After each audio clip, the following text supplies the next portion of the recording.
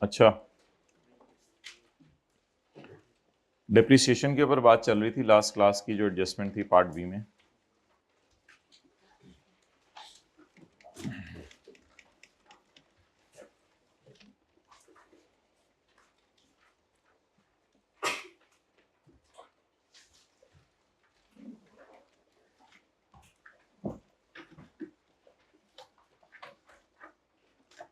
Question कौन सा था?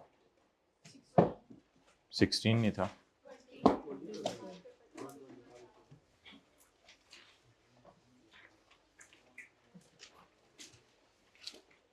ओके अच्छा, अब हमने ये कहा था कि जो एसेट आप लीज पे लेंगे उसको उसी दिन से आप डेप्रिशिएट करना शुरू कर देंगे जिस दिन से आपने लीज पे लिया है। ये नहीं देखा जाएगा कि उस एसेट को आपने इंस्टॉल करके इस्तेमाल कब करना शुरू किया। तो जिस दिन आपने एसेट को लीज पे लिया उसी दिन से आप डेप्रिशिएट करना शुरू कर देंगे। That's why on Yekam January we acquired an equipment on lease। और कितने साल इसकी लाइफ लेनी थी? इसकी लाइफ लेनी थी 3 साल।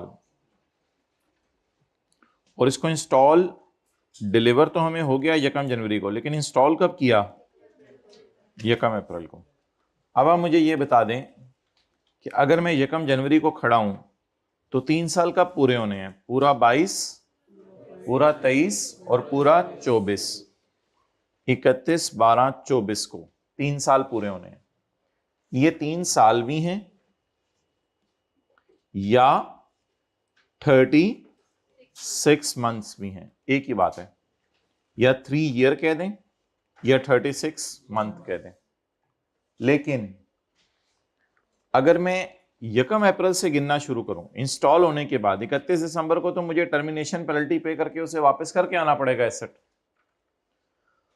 तो फिर मैं एसेट यूज कर रहा हूंगा यकम अप्रैल 22 से 31 12 22, 9 महीने, और पूरा 2023 और पूरा 2024।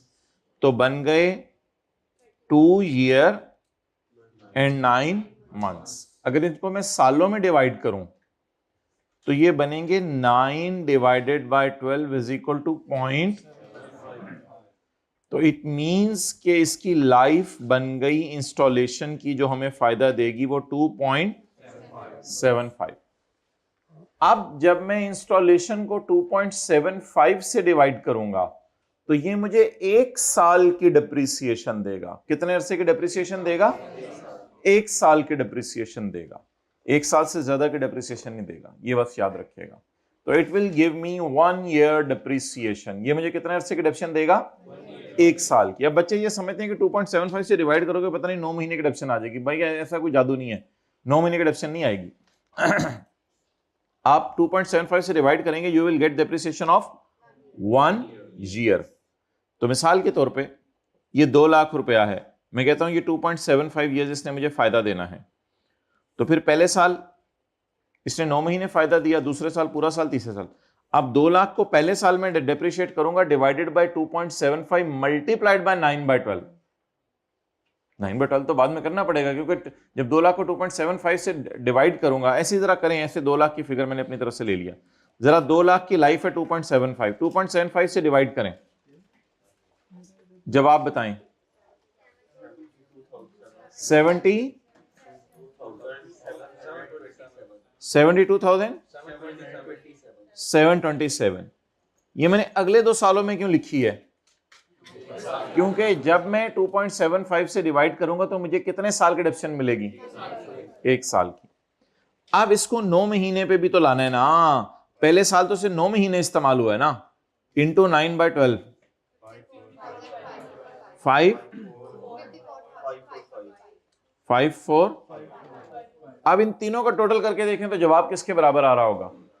2 लाख के। बस हमने आपको मिसाल देके साबित कर दिया कि अगर आप 2.75 से डिवाइड करें तो आपको क्या मिलेगा? क्या मिलेगा? तो बस ये बात याद रखिएगा, जब भी आप इस तरह है ना 2.5 से डिवाइड करते हैं या 2.25 से डिवाइड करते हैं, you will always get the depreciation of 1 year. ले आए? अच्छा 2.75 ईयर का दूसरा क्या मतलब है? 33 मंथ्स। 33 मंथ्स हमारे एसेट ने हमारा साथ दिया।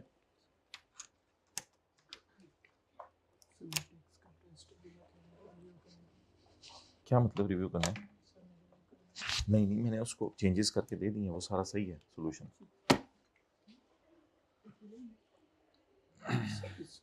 किधर है?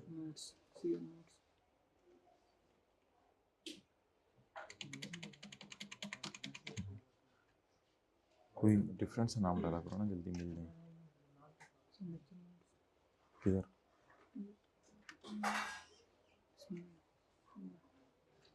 बाहर डाला करो, ऐसी चीजें एकदम मिल जाए।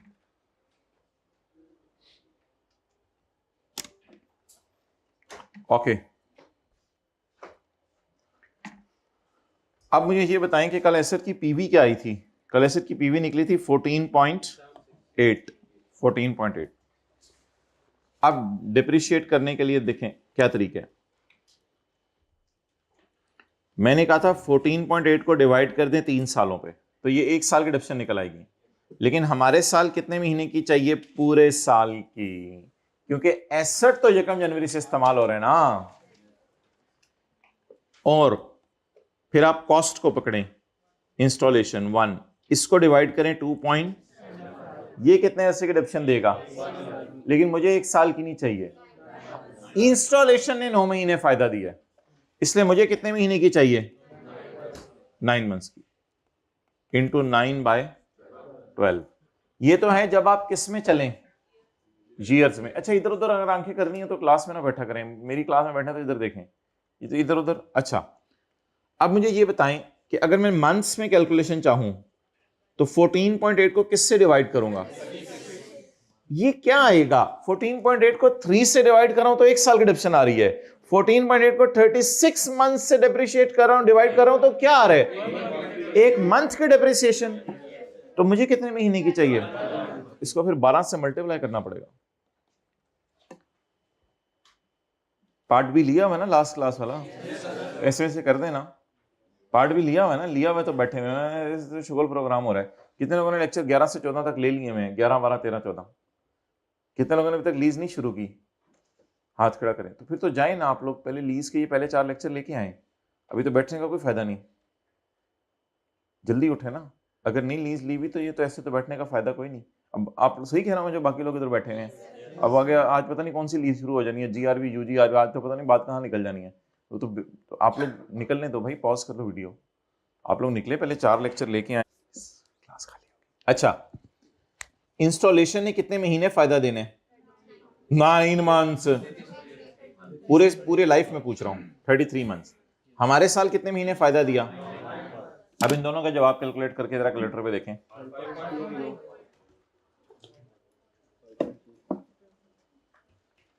तो अगर आप ईयर्स ले लें तो फिर 9/12 4/12 करना पड़ेगा। अगर आप मंथ्स ले लें तो मल्टीप्लाइड बाय नंबर ऑफ। बस ये लॉजिक जहन में रखा करें। 1 को 33 से डिवाइड करेंगे क्या आएगा? 1 महीने की डेप्रिसिएशन। और 1 को 2.75 से डिवाइड करेंगे तो 1 साल। 1 साल की तो मुझे चाहिए नहीं, मुझे कितने हिस्से की चाहिए? 9 मंथ्स। तो यहां पे हमने क्लोज की थी लास्ट क्लास की डिस्कशन।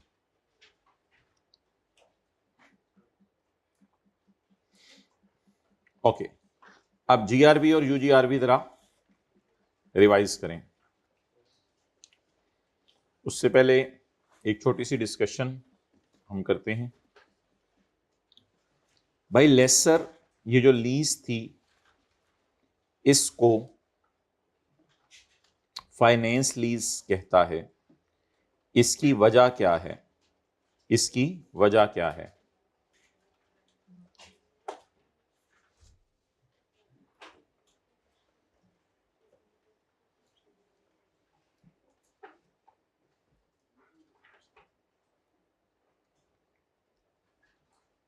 Page number 19।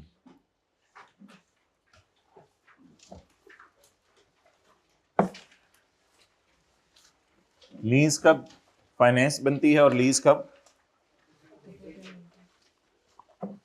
ऑपरेटिंग बनती है?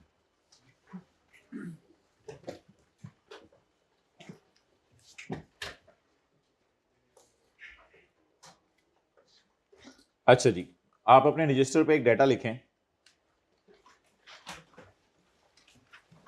इकोनॉमिक लाइफ 7 years,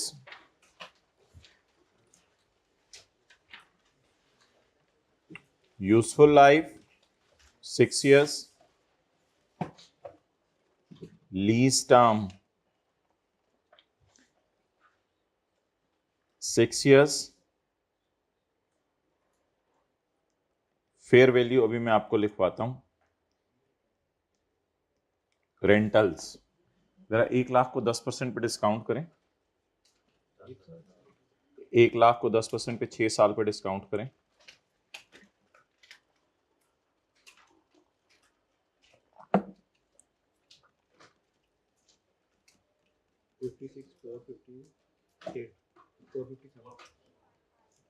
जी 564444 1 लाख को 6 साल एनओटी पे 6 साल तक 1 लाख आएगा ना, 435556 जिन्होंने सही निकाला हुआ था वो इसलिए नहीं बोल रहे थे कि दूसरों ने गलत बोला, तो वो बेचारे शेकी हो गए थे, तो बोलना था। डन, चलें जी, ये सवाल नोट हो गया। अब इसके नीचे रिक्वायरमेंट डालें, इज इट फाइनेंस लीज और ऑपरेटिंग लीज।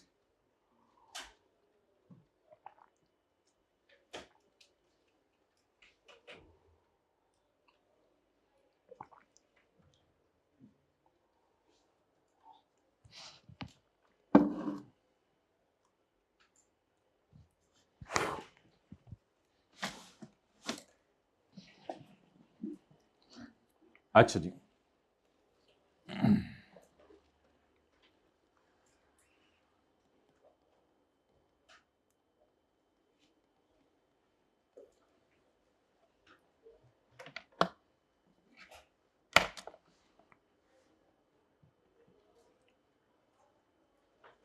जब कभी आप कोई एसेट लीज पे लें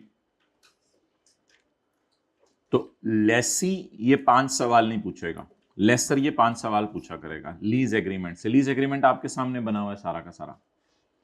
लेसी जो 5 सवाल पूछेगा, इकोनॉमिक लाइफ का मतलब है कि 7 साल एसेट जिंदा रह सकता है, और यूजफुल लाइफ का मतलब है हमारा इरादा है कि हमने उसको 6 साल इस्तेमाल करना है, और लीज पे भी हमने कितने अरसे के लिए ले लिया है, 6 साल के लिए। अच्छा, 5 क्वेश्चंस आपने पूछने हैं। पहला सवाल, क्या सवाल में लिखा हुआ है कि 6 साल जब लीज टर्म एंड हो जाएगी तो उस वक्त एसेट आपको मुफ्त में मिल जाएगा? क्या सवाल में कहीं लिखा हुआ है? नहीं लिखा हुआ, इसलिए पहले सवाल का जवाब आ गया नो। ये सवाल अभी जबानी आपको याद करवा देंगे, अभी नोट नहीं करने की जरूरत। पहला सवाल बताएं, क्या सवाल में लिखा हुआ है कि 6 साल के एंड पर जब लीज खत्म होगी तो एसेट हमें मिल जाएगा, चाहे 7वें साल हम बेचें, रखें, किराए पे दें, हमने खुद तो इस्तेमाल करना नहीं, हमारी मर्जी जो मर्जी करें फिर 7वें साल इसका? क्या ऐसा कहीं लिखा हुआ है सवाल में कि 6ठे साल के एंड पे एसेट आपको मुफ्त में मिल जाएगा? अच्छा, दूसरा सवाल, क्या सवाल में कुछ ऐसा लिखा हुआ है कि जब 6 साल एंड हो जाएंगे लीज टर्म के तो उस वक्त आप मार्केट प्राइस से कम पैसे देकर इस एसेट को बाय कर सकते हैं, और आज खड़े होकर यह सर्टन है कि आप 6 साल बाद ऐसा करेंगे? क्या कुछ ऐसा सवाल में लिखा हुआ है? तो मेरे 2 सवाल हैं सादा से। क्या 6ठे साल के एंड पे आपको ओनरशिप ट्रांसफर हो जानी है? नो, इस एग्रीमेंट से तो मुझे नहीं कहीं नजर आ रहा। क्या 6ठे साल के एंड पर आप बाजार से कम पैसे देके इस एसेट को खरीद सकते हैं और आपका खरीदना आज खड़े होके सर्टन है? नो। तीसरा सवाल, अगर मैं एलटी को डिवाइड करूं इकोनॉमिक लाइफ पे, एलटी को डिवाइड करूं इकोनॉमिक लाइफ पे, इकोनॉमिक लाइफ नहीं गिवन होगी तो यूजफुल से किया करेंगे, लेकिन डिवाइड इकोनॉमिक लाइफ से करना है। ये बिल्कुल नए कॉन्सेप्ट्स हैं आज और आसान। एलटी को डिवाइड करूं इकोनॉमिक लाइफ पे तो क्या जवाब 75% से ज्यादा आ रहा है? एलटी जरा देखें, 6 divided by 7 is equal to into 100 is equal to,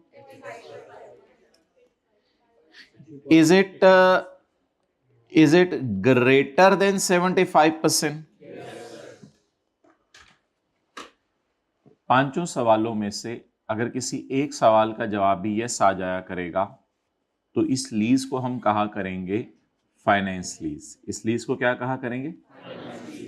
finance lease का मतलब यह होता है कि लेसर अब तुम इस एसेट को अपनी किताबों से निकाल दो और अपनी किताबों में ना रखो। लास्ट क्लास में आपको याद होगा हमने एंट्री की थी, पहली एंट्री की थी पीपी डेबिट कैश क्रेडिट बाजार से खरीद के, फिर पीपी क्रेडिट कर दिया था। कितने लोगों ने होमवर्क वाला सवाल किया था? फिर पीपी क्रेडिट कर दिया था और पीपी क्रेडिट करके डेबिट क्या किया था? जब लीज फाइनेंस लीज बन जाया करेगी तो फिर लेसर एसेट को अपनी किताबों में रखेगा या अपनी किताबों से लास्ट क्लास की तरह निकाल देगा? चौथा सवाल, PV of LP, PV of LP को डिवाइड किया करना है फेयर वैल्यू से। पीवी ऑफ एलपी को डिवाइड किया करना है फेयर वैल्यू से। अच्छा जी, पीवी निकालें।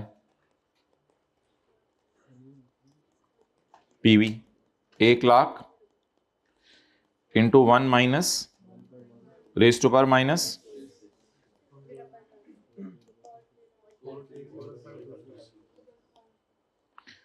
What is the fair value, ऊपर जो मैंने क्वेश्चन में गिवन की है, and what is PV. Please PV पकड़े पहले। लेसर ने बाजार से एसेट कितने में खरीदा था? लेसर लेसी से पैसे कितने ले रहे हैं? 6 लाख, बाकी तो इंटरेस्ट ले रहे हैं ना। लेसर ने बाजार से कितने का एसेट लिया था? 4,35,000 का। लेसी से कितने पैसे ले रहे हैं? 6 लाख। प्रेजेंट वैल्यू के मद में कितने ले रहे हैं? टोटल कितने ले रहे हैं? प्रेजेंट वैल्यू के मद में कितने ले रहे हैं? और एसेट कितने का खरीदा था? तो लेसर की कोशिश है कि एसेट के पैसे तो ले ही लूं, इसके अलावा 6 लाख उससे टोटल लेनी है ताकि इसमें से माइनस करके बाकी उसका क्या हो? Interest. Okay, what is the PV of LP जो मैंने सबसे नीचे निकाली है? व्हाट इज फेयर वैल्यू जो दरमियान में पड़ी हुई है सवाल के? अच्छा, जवाब क्या आ रहा है? 100% इंटू 100। जवाब क्या आ रहा है? Is this 100% greater than 90%? ये 90% लॉ का रूल है, 75% लॉ का रूल है, जो आप लोग साथ साथ नोट करें, जो मैंने नोट करने को नहीं कहा। तो ये 90% लॉ का रूल है। क्या इस सवाल का जवाब भी यस आ गया? वैसे पेपर में हम आगे नहीं चला करेंगे, एक सवाल का जवाब भी यस आ जाया करेगा तो हम इस लीज को क्या कह दिया करेंगे? फाइनेंस के नाम में ना जाएं। फाइनेंस का मतलब ये होता है कि अब इस एसेट को अपनी किताबों से निकाल दो। भाई लेसर को चाहिए कि एसेट को अपनी किताबों से निकाल दे, तकरीबन सारे पैसे तो उसने वैसे ही ले लेने इससे एसेट के, तो ये एसेट इसके किस काम का? और यहां से भी पता चल रहा है कि 7 साल में से 6 साल के लिए तुमने उसको दे दिया, तो ये एसेट तुम्हारा तो है ही नहीं, निकालो अपनी किताबों से। और 5वां सवाल, क्या एसेट स्पेशल नेचर का है कि पूरी दुनिया में और कहीं से ऐसा एसेट नहीं मिल रहा? नो, ऐसा एसेट कभी कभी हुआ करेगा, अगर कभी हुआ तो मैं आपको बता दूंगा। स्पेशल नेचर का एसेट ऐसा होता है जो दुनिया में और कहीं मिल ही नहीं रहा होता, सिर्फ वही लेसर आपको दे रहा होता है और लेसी के ही काम का होता है। तो ऐसा एसेट तो ये है नहीं, क्योंकि ऐसा एसेट अगर होता ना तो फिर 6ठे साल के एंड पे लेसर के किसी काम का नहीं था, फिर 7वें साल भी लेसी को मजबूरी में इस्तेमाल करना पड़ा था, क्योंकि लेसर के किसी काम का ही नहीं। स्पेशल व्हील चेयर किसी को बना दी, कुछ ऐसी चीज़ बना दी जो सिर्फ उसी के काम की है, तो बस फिर वो दुनिया में फिर वो ऐसी बात कभी हुई तो सवाल पे बताएगा। तो जब भी कभी किसकी लीज हुआ करेगी? लेसर की। लेसी के सवाल हमने किए थे पहले 4-5 क्लासों में, उनमें ये सवाल नहीं पूछने। ये सवाल किन सवालों में पूछने हैं? जब भी कभी लेसर किसी को एसेट किस पे दिया करेगा तो वो कितने सवाल पूछा करेगा? उन 5 में से एक का जवाब बी, तो वो लीज क्या बन जाया करेगी? फाइनेंस का मतलब है एसेट को अपनी किताबों से, पेज 19 हमने खोला हुआ ना। If answer of any of the, मैं नोट करने का टाइम देता हूं, above is lease will be a lessor will, बोलें, not keep PP in his books. Lessor PP को अपनी किताबों में नहीं रखेगा। फाइनेंस लीज का क्या मतलब होता है? अपनी किताबों से इस एसेट को निकाल दें। मतलब किताबों से भी निकाल दें और वैसे भी लेसी को दे आए, वो तो देके ही आना है। यानी पीपी या बैलेंस शीट में नजर नहीं आएगा, बल्कि लास्ट क्लास में क्या नजर आ रहा था बैलेंस शीट में? Lease receivable.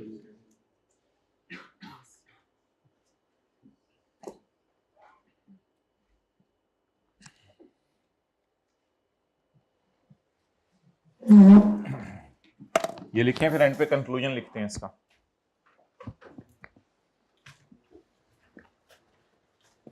जी अमोर्टाइजेशन शेड्यूल लास्ट क्लास वाला मुझे बता दें, अमोर्टाइजेशन शेड्यूल दिखा दें मुझे लास्ट क्लास वाला। आप लोग करें इसको, मैं वो नोट करूं।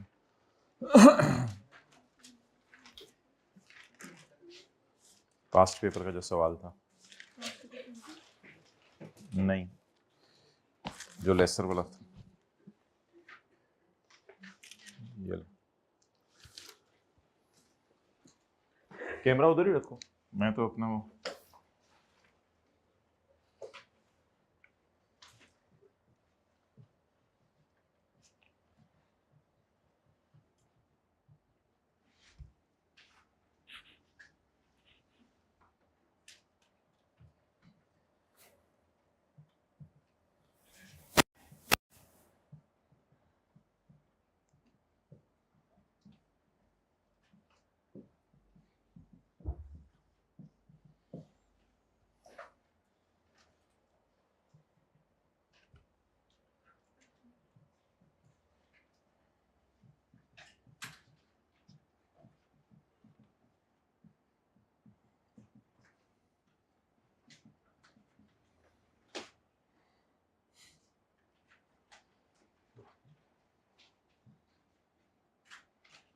जी कंक्लूजन लिखें सारे, कैमरा मेरी तरफ ना करना।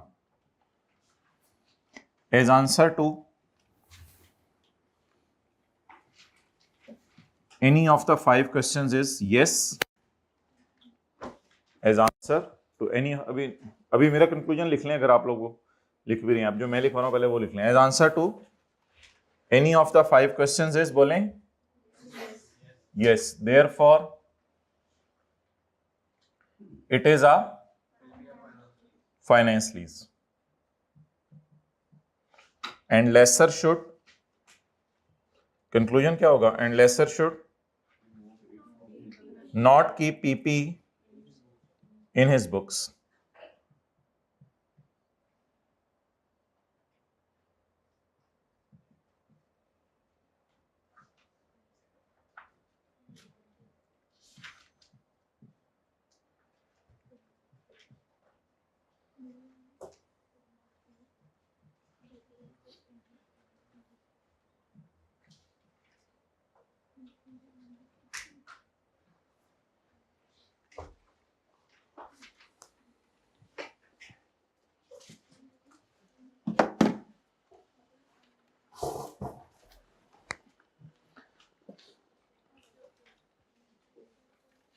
अच्छा अब जरा लॉजिक डिस्कस करें।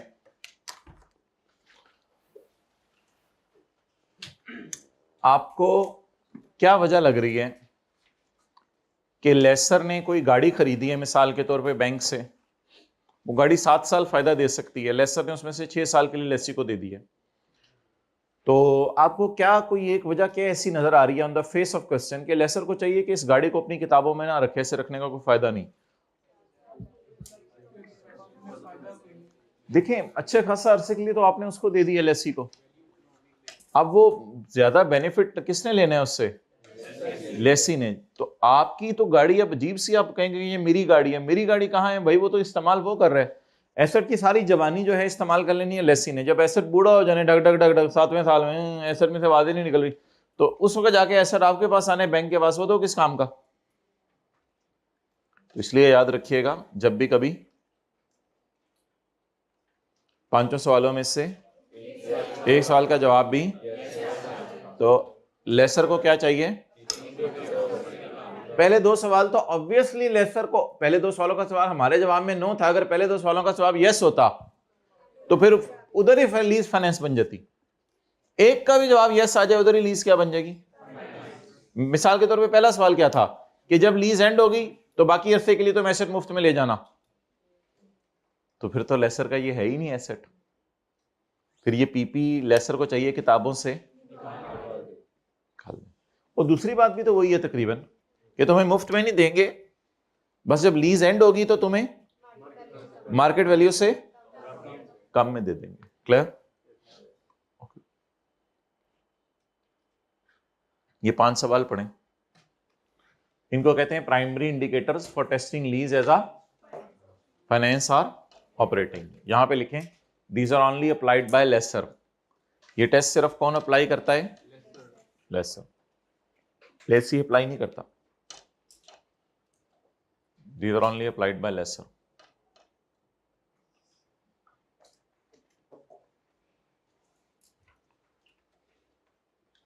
Whether a lease is a finance lease or an operating lease depends on the substance of the transaction rather than legal form. Legal form नहीं, कॉन्ट्रैक्ट पे आप इसको फाइनेंस लिखो ऑपरेटिंग लिखो, हमें कोई फर्क नहीं पड़ता। तुम कहते हो नहीं जी ये है वो है। और वैसे ये लीगली एसेट वैसे लेसर के नाम ही रहता है, क्योंकि उसको डर होता है वो किराया ना लेके भाग जाए। तो लीगल फॉर्म तो इसकी ये होती है कि एसेट लेसर के पास होता है, उसके डॉक्यूमेंट्स, लेकिन यूज कौन कर रहा होता है? Lessee. Example of situation that individually, इनमें से एक भी पूरी होगी तो लीज क्या बन जाएगी? और इन कॉम्बो ये दो भी पूरी होगी फिर भी लीज क्या बन जाएगी? बस एक भी पूरी हो जाए तो ये लीज क्या बन जाएगी? फाइनेंस लीज का लफ्ज छोड़ें, लीज का मतलब ये कि अब लेसर को चाहिए कि एसेट को अपनी किताबों से निकाल दें। और अगर पांचों का जवाब नो आ जाए वो फिर ऑपरेटिंग लीज हम पढ़ना शुरू करेंगे कल से इंशाल्लाह, उसकी अकाउंटिंग डिफरेंट है। Whether a lease is a finance or an operating depends on the substance of the transaction rather than legal form. Examples of the situations that अकेले or in combo would normally lead to lease being classified as finance lease. ये भी conclusive नहीं है। अगर इन पांचों का जवाब no आ जाए तो हम ये 3 टेस्ट और लगाया करेंगे, लेकिन ये कभी IK अपने टेस्ट नहीं किए, इसलिए फिलहाल हम चंद दिन तक ये 5 ही लगाएंगे, इसलिए इसने लिखा है not conclusive. Lease transfer the ownership of underlying asset by the end of lease term, यानी जहन में क्वेश्चन मार्क आ गए। Lease transfer the ownership of asset by end of lease term, no, हमारे सवाल में कहीं नहीं लिखा हुआ कि ओनरशिप ट्रांसफर होनी है। ढूंढे कहीं लिखा हुआ ओनरशिप ट्रांसफर होनी है? तो पहला सवाल बोले लीज, पहला सवाल बोले मैं आऊंगा no, lease transfer the ownership of asset to the lessee at end of lease term, is it mentioned in question anywhere? No. चलें अभी डिसाइड ना करें फाइनेंशियल ऑपरेटिंग, अगले टेस्ट लगाएं। क्या लेसी के पास ये ऑप्शन है? अंडरलाइंग एसेट वही ना जिसका जिक्र हो रहा है, अंडरलाइंग ये तो नहीं है नीचे पड़ा हुआ है। Underlying lessee has the option to purchase the asset at a price, किस प्राइस पे? That is expected to be sufficiently lower than the fair value. At the date the option becomes exercisable, वो फिर exercisable होगी 6 साल बाद। At the date option becomes exercisable for it and it is reasonably certain at start of lease that this option will be exercised by lessee. Fair value किस दिन की लेंगे इसमें? ये टेस्ट लगाना है, इस फेयर वैल्यू को यूज कहीं नहीं करना। टेस्ट लगाते हुए फेयर वैल्यू किस दिन की लेंगे? हमारे सवाल के डेटा के मुताबिक 6ठे साल के एंड की। कौन सी फेयर वैल्यू लेनी है? जब 6 साल एंड हो जाएंगे तो बाजार में ये एसेट जो आज 4.5 लाख पता नहीं कितने के, जब 6 साल एंड हो जाएंगे तो हो सकता है 6 साल एंड होने के बाद बाजार में ये 4,33,000 वाला एसेट बाजार में सिर्फ 50,000 का हो। उस वक्त अगर लेसर ऑफर करे कि 50,000 का उस वक्त होगा, तुम उस वक्त मेरे से 22,000 में ले लेना, तो ये ऑफर तो अच्छी है, लेकिन लेसी क्या सर्टन भी हो के वो लेगा? अगर वो अनसर्टन है कि मैं लूंगा, तो इस सवाल का जवाब यस नहीं आया करेगा। इस सवाल का जवाब यस आने के लिए बहुत सारी बातें हैं। क्या? लेसी के पास ऑप्शन होनी चाहिए कि वो एसेट खरीद सके at a price that is expected to be अच्छी खासी लोअर, थोड़ी सी लोअर नहीं, अच्छी खासी लोअर देन द किस दिन की fair value? At the date the option becomes exercisable and it will become exercisable after 6 years and also it is reasonably at start of lease that option will be। जी आप बताएं क्या सवाल में purchase option कहीं ली हुई है? सवाल में नहीं, कहीं दी नहीं हुई, पिछले सवालों में दी होती थी कहीं ना कहीं, यहां लिखी हुई है option you can purchase the asset. तो दूसरे सवाल का जवाब भी क्या आ गया? Lease term is for a major part of economic life. Yes, lease term is major part of, major means more than 75%। वैसे 75% किताबों में लिखा हुआ है, स्टैंडर्ड में बस एक ही लफ्ज है मेजर का। मेजर का मतलब लोग कहते हैं 75%। और याद रखिएगा जब भी लीज टर्म इकोनॉमिक लाइफ का अच्छा खासा अरसा हो ना, तो फिर लेसर के पास एसर तो बूढ़ा होकर ही आना होता है, इसलिए बेहतर है लेसर एसर को किताबों से निकाल दें।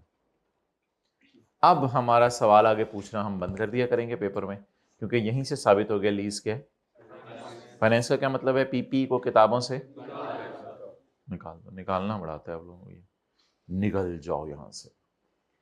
The lease term is, lease term कितनी है, एलटी कितनी है, 6, is for a major part of economic life. Economic life कितनी है, of the underlying asset, even if title is not.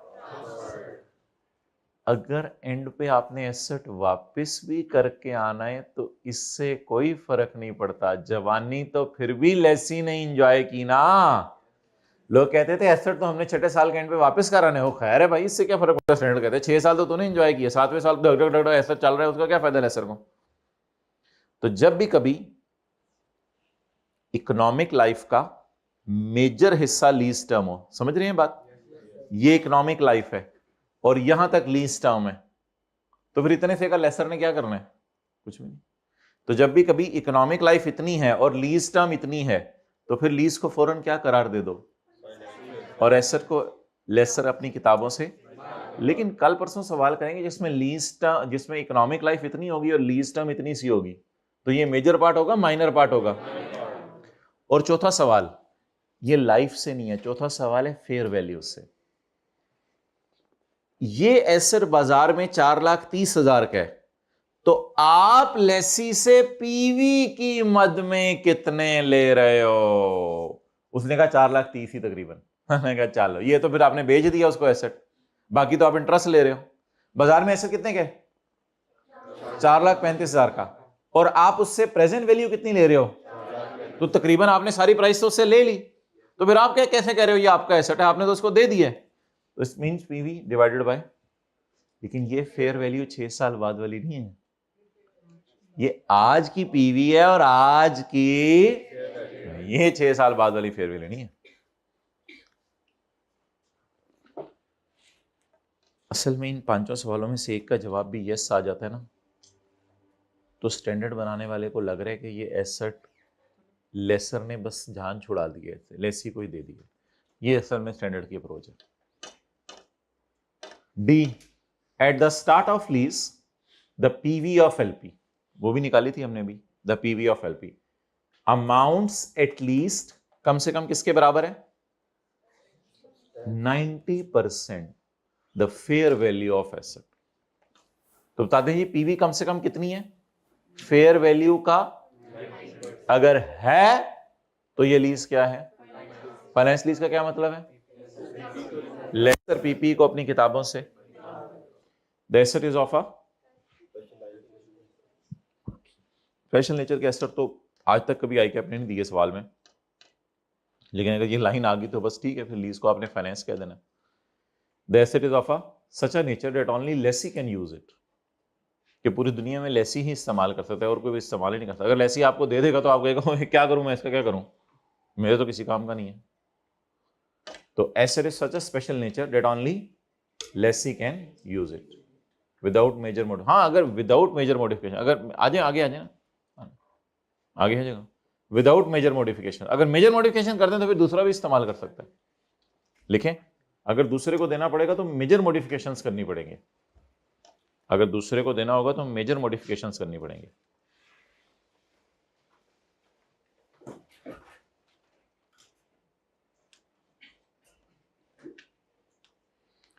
ये डिस्टर्ब तो नहीं करा घुटनों को, ये जो अगले वाले हैं ये कर रहे हैं, इसको थोड़ा थोड़ा कटवा दो, ठीक है।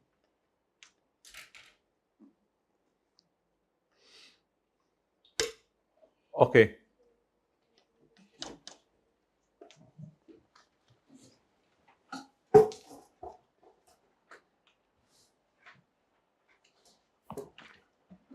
बेशक सारा ही खत्म करवा दो, यहां तक काफी है, इसके लिए बनाया था ना, आगे सारा खत्म करो। ओके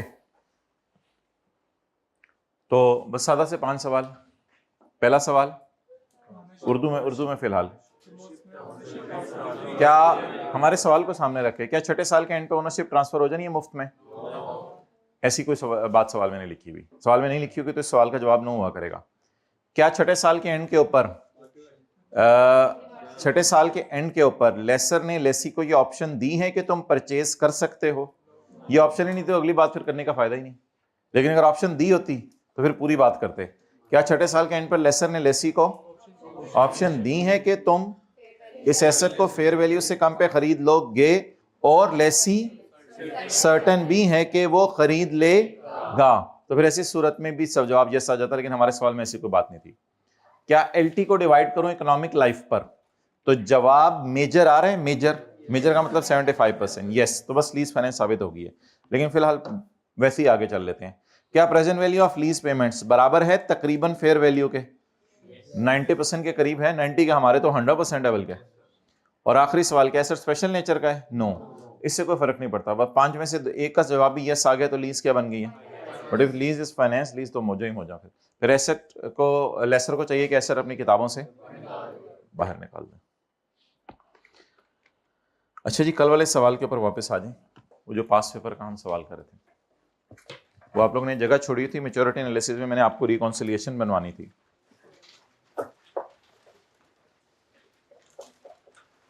भाई आप लोगों ने लिए में ना 11 से 14 तक लेक्चर, हाथ खड़ा कर दें जरा ऐसे, बरकत के लिए तो नहीं बैठे हुए? अच्छा मुझे जरा मैच करके फिगर्स बता दें, यही थी फिगर्स, मैच करके जरा फिगर्स बता दें। मैंने 2.34 ही इधर लिखा था, 1.57 ही लिखा था इधर। ओके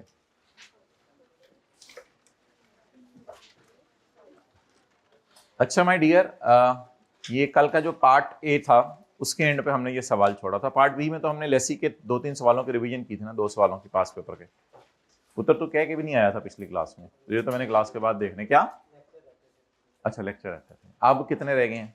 14वां रहता है, थोड़ा सा पार्ट बी रहता है उसका, पार्ट बी का आखिरी आधा घंटा रहता है। सुबह लेके आए हूँ 2x के ऊपर 1 पॉइंट है, यहीं से कॉन्सेप्ट्स की मत मारते हैं, 1.5 और 2x के ऊपर लेके जी रहे। अच्छा मुझे बताएं माय डियर, जीआई कितनी थी? जीआई ग्रॉस इन्वेस्टमेंट कितनी थी? ग्रॉस इन्वेस्टमेंट और 28.6 टाइम मैंने मारना है 39.2 ग्रॉस इन्वेस्टमेंट, और नेट इन्वेस्टमेंट कितनी थी? 28 प्लीज ये ढूंढ लें सवाल, ये तो बड़ा इंपॉर्टेंट था। 28.69 और इंटरेस्ट 5.1। नहीं मिल रहा सवाल लास्ट क्लास? अगर होमवर्क इधर नहीं किया तो बस इससे पहले 2 पास पेपर के सवाल आपने किए होंगे, 16 और 20, उससे पहले ये सवाल है। ये ग्रॉस इन्वेस्टमेंट है, ये क्या है? नेट इन्वेस्टमेंट, और ये क्या है? इंटरेस्ट। क्लियर? अब हम बनाने लगे हैं लेसर का सवाल। पेज नंबर किताब को बता दें जिस पेज पे है ये सवाल, 118 पे ये पास पेपर का सवाल है। सवाल तो खोलने का ऐसा कोई फायदा नहीं होगा अभी, लेकिन खोल लें। खोलने का फायदा भी नहीं लेकिन खोल लें, पता नहीं ये क्या कह रहे हैं, खोलने का फायदा भी नहीं लेकिन खोल लें। ओके अच्छा भाई, लेसर का नोट बनने लगा। कंपनी का नाम क्या था? Galaxy leasing notes to the statements for year ended, इस तरह लिखा करना, जून 30, 2014। नोट नंबर 10 5, चले जो भी क्या नंबर रखा था 12, नोट नंबर 12, 12.1 में अंग्रेजी आ गई थी, 12.2 चोरी नहीं, maturity, maturity analysis, contractual undiscounted cash flows.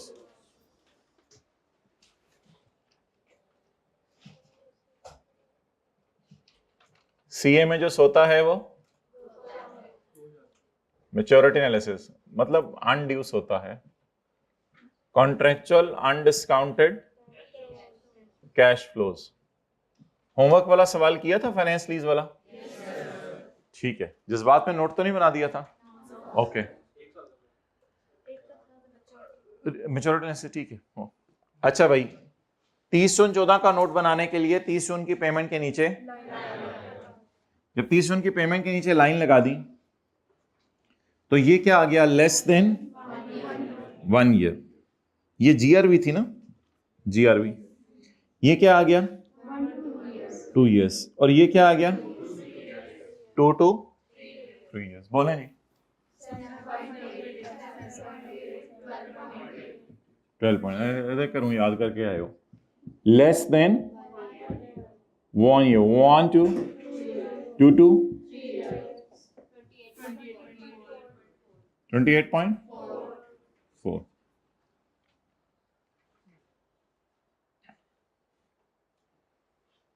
अच्छा जी, ग्रॉस इन्वेस्टमेंट कैसे निकाली थी? आपको याद होगा, ग्रॉस इन्वेस्टमेंट कैसे निकाली थी? 3 plus 7.8 into 4 plus 5 is equal to 39 ऐसे ही आई थी। अच्छा जी, अब हमने बनानी है रिकॉन्सिलिएशन। तो 2 बोतलें लाया कर पानी की, जिस स्पीड से तो पीते ना, एक से काम नहीं चलेगा। अच्छा, दूसरा हमने बनाना है reconciliation.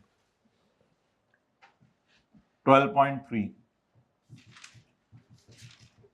Silly reconciliation. Okay. What is my gross investment as on 30 June 14? Are you people in your senses? No. अच्छा, what is my gross investment as on 30 June 14? अच्छा, असल में ना ये ग्रॉस इन्वेस्टमेंट थी लीज के शुरू में। ये ग्रॉस इन्वेस्टमेंट थी लीज के। ग्रॉस इन्वेस्टमेंट सादा सी बात होती है, ग्रॉस आपने कितने पैसे लेने हैं, और नेट इन्वेस्टमेंट होती है इंटरेस्ट निकाल के आपने कितने पैसे लेने हैं। तो ये एलपी टाइप चीज होती थी, और ये अच्छा, what is my gross investment at the start of lease, at the start of lease on यकम July 13, 39.2। But what is my gross investment as on 30 June 14? 28.4। Why? इसलिए कि आपको पहले साल 3 भी मिल गया, आप पहले साल के पहले दिन खड़े थे, लेकिन अब आप पहले साल के आखिरी दिन खड़े हैं, आपको ये 3 भी मिल गया और ये 7.8 भी मिल गया। वो जो डायग्राम हमने बनाई थी, वो तो मैं लॉजिक दे रहा हूं, हमने तो ये फिगर उठा लिया करनी है। 3 का था, फिर 7 पॉइंट, फिर 7 पॉइंट, फिर 7.8, फिर 7.8 भी और 5 भी। What is my gross investment on यकम जुलाई 13? ये 39 point. But what is my gross investment on 30 June 14? I have छुपाड this, छुपा दी मैंने ये।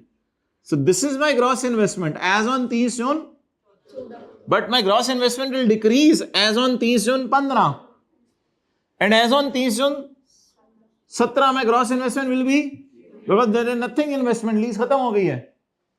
So आप लोगों को इस तरह नहीं सोचना पड़ेगा डायग्राम बना के, my gross investment on this date include all this, but my gross investment on this date include, but इसके कोई जरूरत नहीं है। Just use this figure, just use this figure. Okay, इसको हम कहा करेंगे total lease payments. Gross investment में एक और छोटी सी चीज आएगी, वो मैं अभी आपको बताता हूं। ये मेरी टोटल लीज पेमेंट्स हैं, इनको रिकॉन्सिलिएशन में लेके जाना है।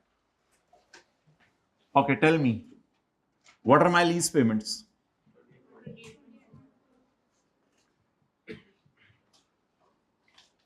टोटल लीज पेमेंट्स, कौन सा सवाल चल रहा है?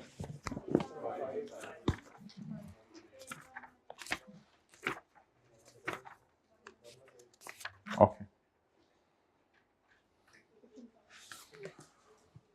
पेमेंट्स की जगह रिसीवेबल का लफ्ज लिख दें ऐसे करके, for lessor, total lease receivable जी, टोटल लीज रिसीवेबल बोले कितने? Why it has decreased? Why it was 39.2 but now it is only 28. It is discounted, undiscounted, undiscounted. अच्छा जी, एक होती है गारंटेड रेजिडुअल वैल्यू, एक हम आज पढ़ेंगे अनगारंटेड रेजिडुअल वैल्यू। अनगारंटेड रेजिडुअल वैल्यू क्या होती है उसको अभी हम थोड़ी देर बाद देखेंगे। Unguaranteed residual value, guaranteed residual value इसके अंदर पड़ी हुई थी। गारंटेड रेजिडुअल वैल्यू यहीं से रूट होकर आ जाया करेगी, इसलिए उसको अलग लाइन नहीं डालनी पड़ेगी। गारंटेड इसमें पड़ी थी। गारंटेड रेजिडुअल वैल्यू ये होती है जिसकी गारंटी किसी ने कर दी है, अनगारंटेड होती है जिसकी किसी ने गारंटी। इन दोनों में क्या फर्क है आज की क्लास में देखेंगे। Okay, what is unguaranteed residual value given in question? 0. So that will be called as gross investment. That will be called as gross. So what is the gross investment as on 30/14? 28.4, वही जो figure आपको भी diagram निकाल के दी थी। अच्छा जी, अब सवाल ये है कि ऊपर वाली बातें आप इग्नोर कर दें। It is my gross investment, it is my gross investment. I need my net investment, I need my net investment. So for this I will remove the line और मुझे चाहिए, इसको मैंने कहा था अर्न्ड इंटरेस्ट, क्योंकि अभी तक अर्न नहीं हुआ था ना, लीज शुरू हुई थी। लेकिन याद रखिएगा 30/14 पे ये सारा अनअर्न्ड नहीं है, इसमें से कुछ ना कुछ अर्न भी हुआ होगा। तो मैं एक लाइन लिखा करूंगा सवाल में, यहां पर जीआई और एनआई का डिफरेंस क्या होता है? जी और एनआई का डिफरेंस क्या होता है? Unearned interest income. क्या लाइन लिखा करूंगा? अनअर्न्ड इंटरेस्ट इनकम का मतलब है वो इंटरेस्ट जो 30/14 तक अर्न नहीं हुआ। दो तरीके बता दें अनअर्न्ड इंटरेस्ट निकालने के, total minus earned is equal to, या बकाया unearned is equal to unearned. अच्छा, इसका सबसे आसान तरीका यह है कि 30/14 में अर्न कितना हुआ है, बाकी सारा अनअर्न्ड है, और वो P&L में लेके गए थे हम कल। बता दें 30/14 में अर्न कितना हुआ है। Finger thumb approach, finger thumb approach. 30/14 में इंटरेस्ट का लॉस जब भी आ जाए, जहां भी आ जाए, finger thumb approach. Line remove कर दी थी मैंने। 30/14 में अर्न कितना हुआ है? 3.6। इससे भी आसान लफ्ज, 30/14 के P&L में कितना गया है? तो वो 30/14 में अर्न हो चुका है। मुझे चाहिए तो अनअर्न, तो फिर इन तीनों को जमा करना पड़ेगा ना। अनअर्न इन तीनों को, असल में यूजर्स ऑफ फाइनेंशियल स्टेटमेंट्स ये पूछ रहे हैं लेसर से कि तुम्हारा मेन काम ही लीजिंग है, तो बताओ फ्यूचर में तुमने इंटरेस्ट कितना कमाना है। फ्यूचर का इंटरेस्ट पूछ रहे हैं। अच्छा जी, अब मुझे दोबारा बताएं, what is earned? If I am standing on 30/14, it is earned, then it is unearned, unearned, unearned. कमा लिया? कमा लिया वो नहीं, इलाके का नाम नहीं। कमा लिया? नहीं कमाया, नहीं कमाया, नहीं कमाया। लेकिन एक और तरीका क्या हो सकता है? एक और तरीका ये हो सकता है कि टोटल, ये मैंने आपको बताया था, ये फिगर हम निकाला करेंगे। आज इसकी वजह बता रहा हूं, लेसर के सवालों में ये फिगर हमें हेल्प आउट किया करेगी। What is total figure? 10.51 में से जब मैं माइनस करूंगा, इस टोटल में से जब मैं माइनस करूंगा अर्न्ड, तो बाहर क्या आ जाएगा? तो हम ये मेथोडोलॉजी लगाया करेंगे, total minus what is earned. जो तो मुझे पता है, तो मुझे भी पता था फिगर।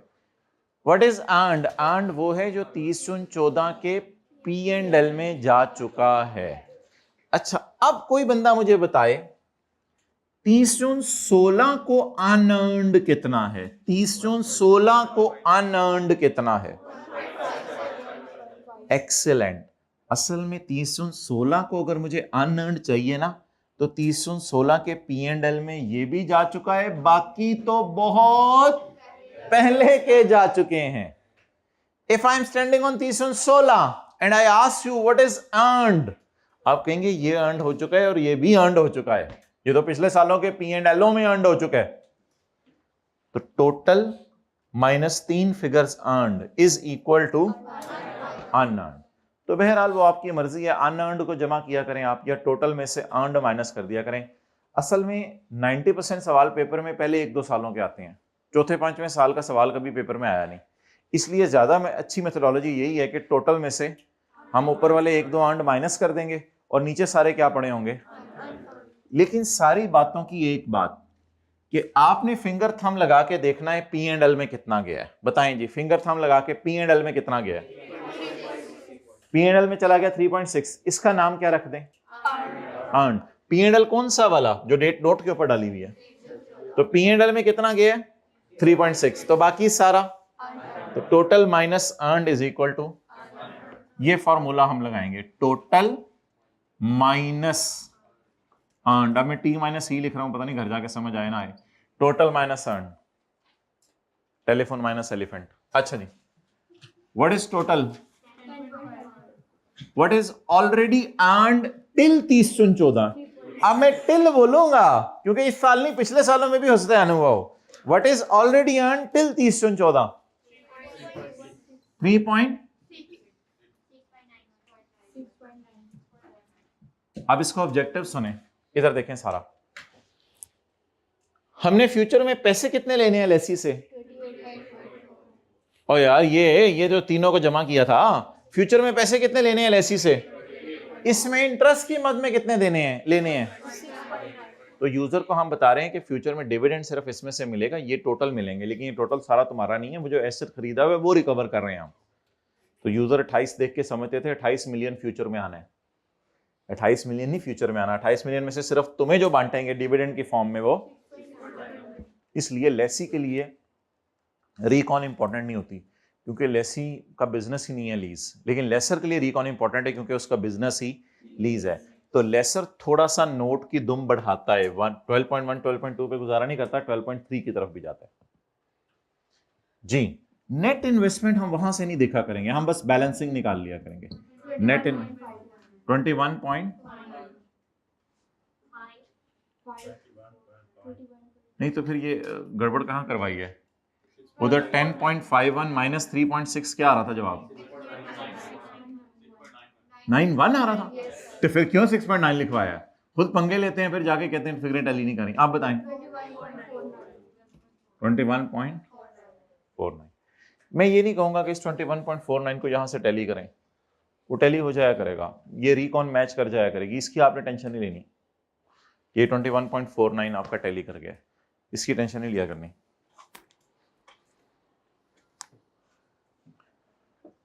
तो सादा सी बात है, रिकॉन का कोई मकसद नहीं था, ऐसे ही ड्रामा प्रोग्राम है। रिकॉन का मकसद छोटा सा ये था कि ग्रॉस में से इंटरेस्ट निकाल के बाहर कर दो, ताकि पता चल जाए कितने पैसे प्रिंसिपल की मद में फ्यूचर में आने हैं और कितने पैसे।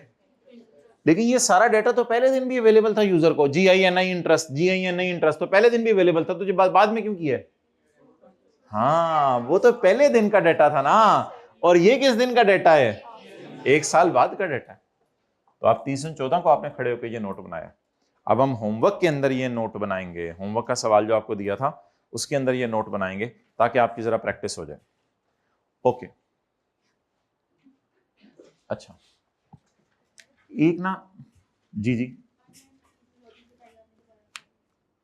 अर्न मींस जो फ्यूचर में अर्न करना है वो इसलिए यूजर को शो करना जरूरी है कि फ्यूचर में इसमें से क्या देंगे, डिविडेंड।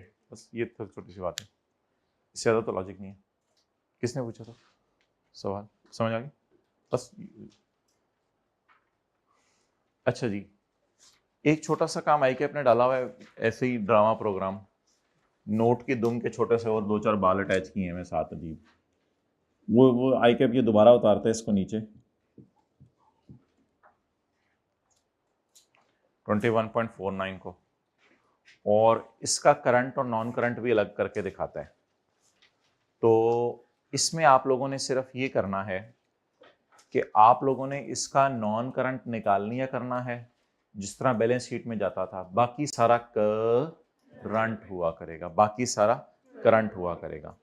तो इस पोर्शन के लिए मैं आपको मशवरा दूंगा कि आपने इसको नीचे उतारा करना है, दोबारा इसको नीचे उतार के आपने क्या करना है, इसको नीचे उतार कर इसका नाम रखा है नेट इन्वेस्टमेंट। इसका दोबारा नाम क्या रखना है? Net investment. जरा सॉल्यूशन में देख के बताएं, यहां करंट पोर्शन हमने लिखा हुआ है या करंट एसेट लिखा हुआ है? करंट एसेट लिखा होगा शायद सॉल्यूशन में जहां नोट बना हुआ है। देखें 6 महीने पहले पढ़ाई चीजें भूल जाती हैं, ये क्या चक्कर है इनकी मेमोरी इतनी। एसेट लिखा हुआ है, ऊपर करंट लिखा हुआ है, नीचे नॉन करंट। ऊपर नॉन करंट, नीचे करंट।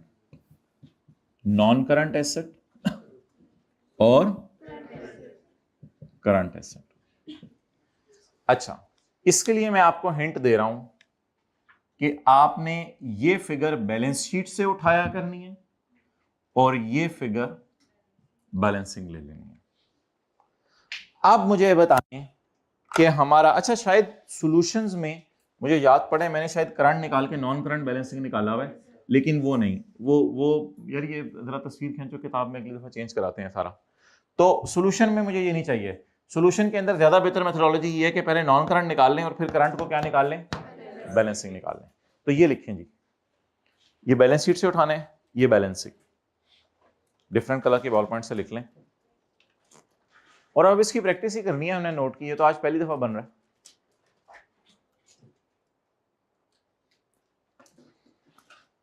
अच्छा जी, बैलेंस शीट कौन सी वाली? हाँ एक्सीलेंट, बैलेंस शीट कौन सी वाली?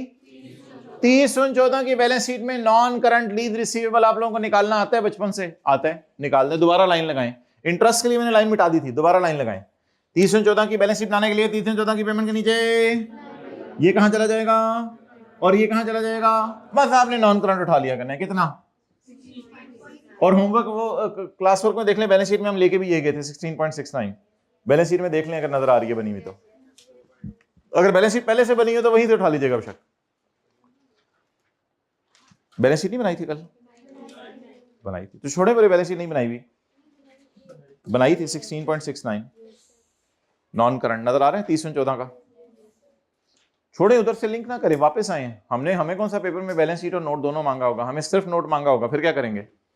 तो बैलेंस शीट से उठा ले नॉन करंट, बाकी सारा 4 पॉइंट, वो मुझे पता है यही वाली फिगर आ गई 4.8।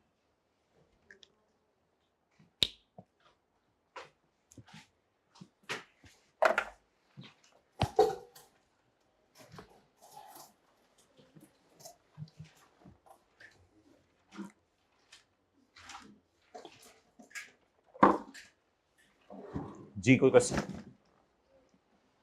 क्या हो? एसी का भाई कम कर दो, 17 पे कर दो। सर्दी करनी गर्मी? गर्मी। सर्दी करनी वैसे 16 पे कर दो। गर्मी? गर्मी 22 पे कर दो, 22 पे कर दो।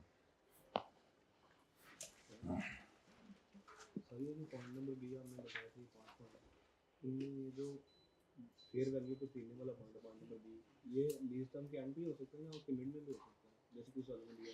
नहीं, हमारे सवालों में एक ही उसमें होगा एंड पे।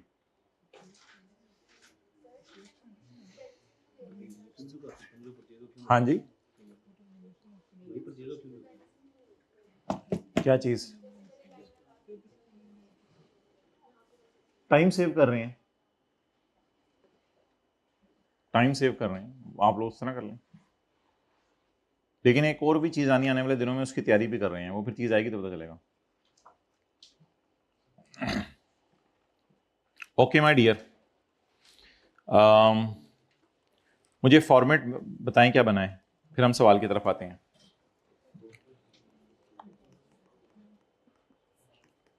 नोट का नाम फाइनेंस लीज, फिर 12.1 में थोड़ी सी अंग्रेजी आएगी, 12.2 में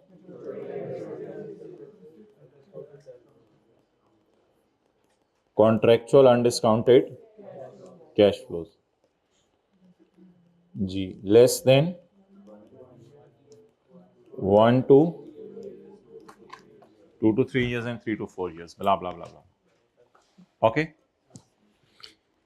इसका नाम रखा करेंगे टोटल लीज रिसीवेबल।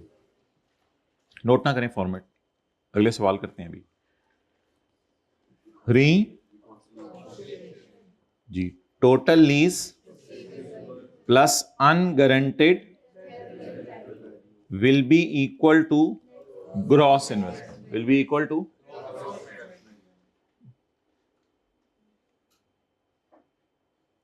नोट कर लिया नोट, अब इधर आ जाए। ग्रॉस इन्वेस्टमेंट, ग्रॉस इन्वेस्टमेंट में से क्या माइनस करूं तो नेट इन्वेस्टमेंट आ जाए, लेस अनअर्न्ड इंटरेस्ट, क्या आ जाएगी? यहां पे नोट खत्म हो गया, लेकिन ऐसे ही दोबारा खोलें, नेट इन्वेस्टमेंट, ये वाले फिगर को इधर लेके आए और बैलेंस शीट में जाके नॉन करंट एसेट ढूंढें 30/14 का, और करंट को क्या निकाल लें, balance.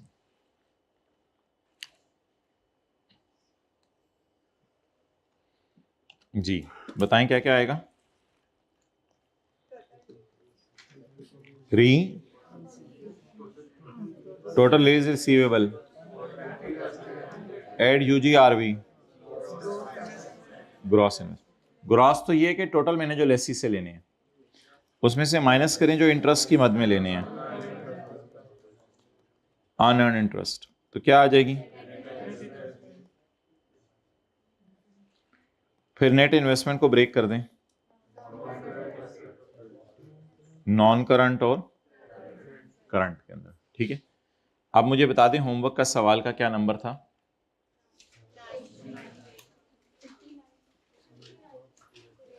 Page number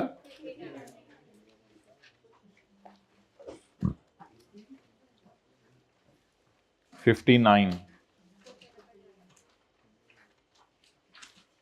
question number 9।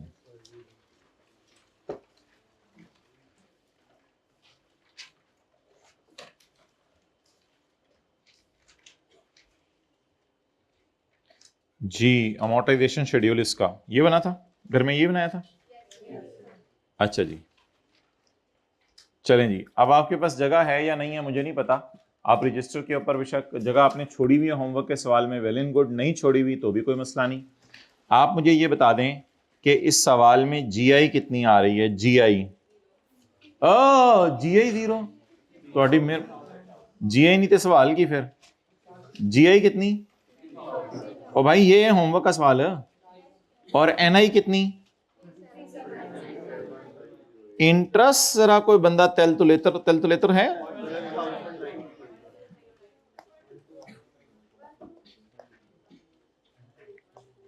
जी 12092, ठीक है। अब ये डेटा आपके सामने है, 31/12/5 का मुझे क्या बना के दे दें, रिकॉन नहीं पूरा नोट बना के दें, 31/12/5 का 12, 12.1, 12.2, 12.3, but do not take more than 45 seconds।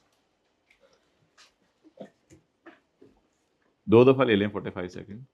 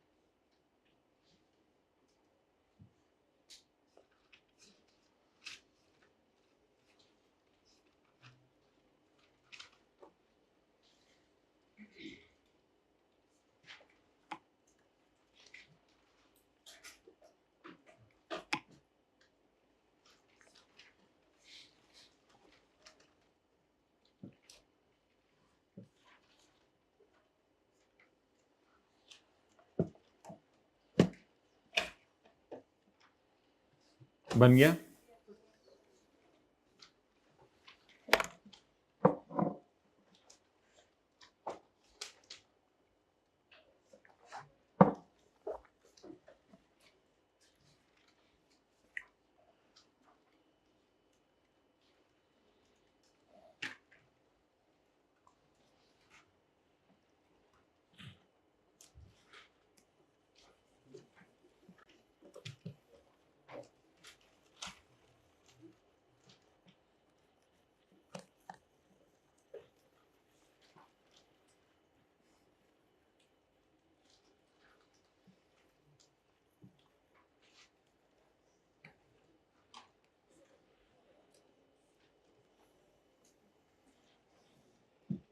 जी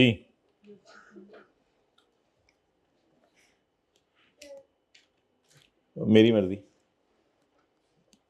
जो मर्जी नाम रख लें।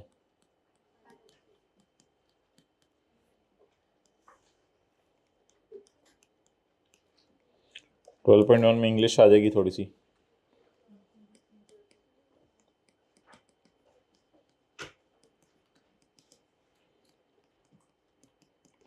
कॉन्ट्रेक्चुअल अनडिस्काउंटेड कैश फ्लोज 31/12/5 के लिए लेस देन 1 ईयर क्या है? 31/12/6 1 to 2 ईयर, 31/12 2 to 3 3 to 4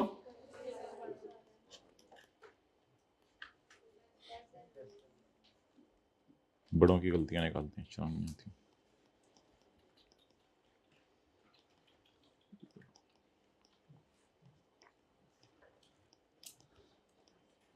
जी बोलें।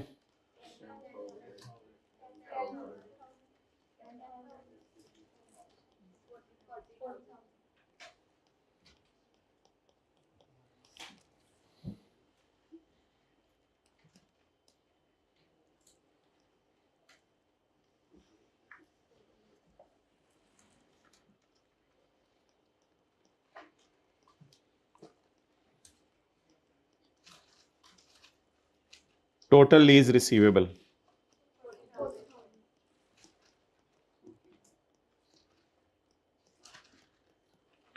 अनगारंटेड रेजिडुअल वैल्यू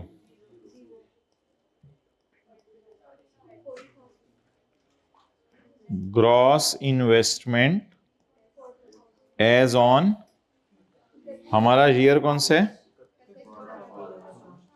ईयर एंड 31/12/5। तो ग्रॉस इन्वेस्टमेंट 10,000 से कम क्यों हो गई है? कुछ इन्वेस्टमेंट रियलाइज भी तो होगी ना इस साल।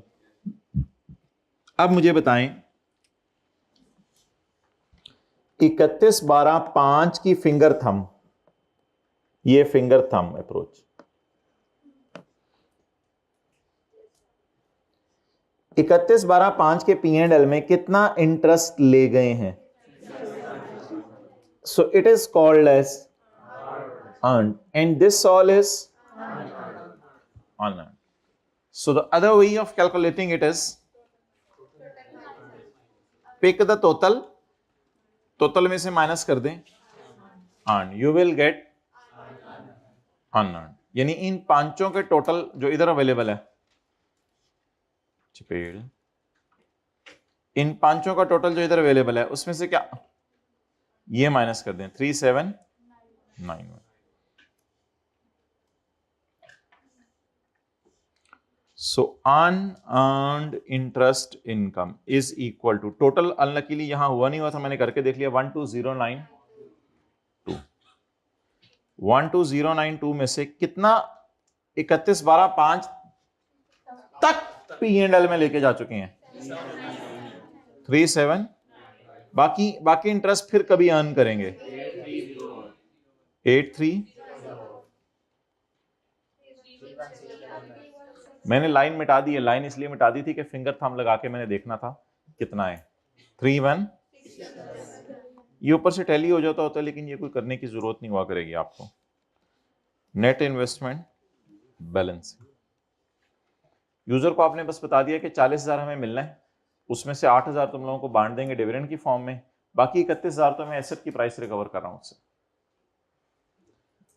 अब एक छोटी सी फॉर्मेलिटी सी हुआ करेगी, वो बैलेंस शीट में आप कर चुके हुए हैं इसलिए उस पर टाइम नहीं लगा करेगा, वो हुआ करेगी इसको करंट और, अब फिंगर थंब को गायब करना पड़ेगा, पहले फॉर्मेट बनाना पड़ेगा, एनआई दोबारा लिखा करेंगे, नॉन करंट एसेट लिखा करेंगे, करंट एसेट लिखा करेंगे, टोटल को नीचे उतारा करेंगे 316। अब जहन में हवाई एक बैलेंस शीट बनाया करेंगे 31/12/5 की। 31/12/5 की बैलेंस शीट बनाने के लिए 31/12/5 की पेमेंट के नीचे ये करंट है, ये नॉन करंट उठा लिया करेंगे।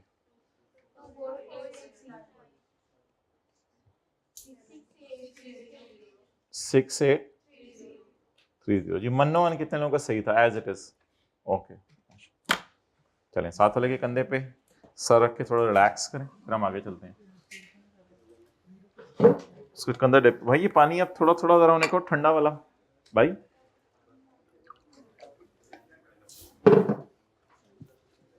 कैंटीन होगी ऑपरेटिव ऊपर? अभी नहीं, थोड़ी बहुत ही केले अमरूद मिलने लगे हैं।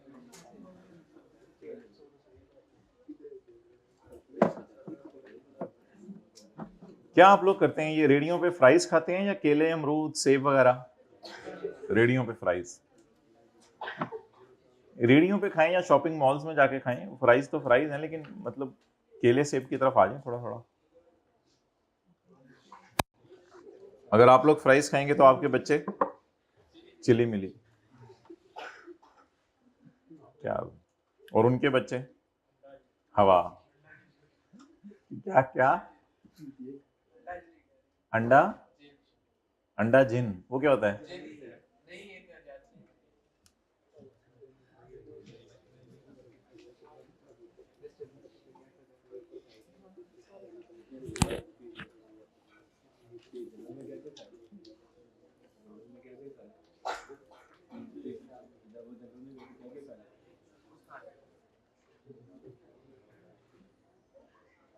तरबूज तूने भी आया, आ गया तरबूज।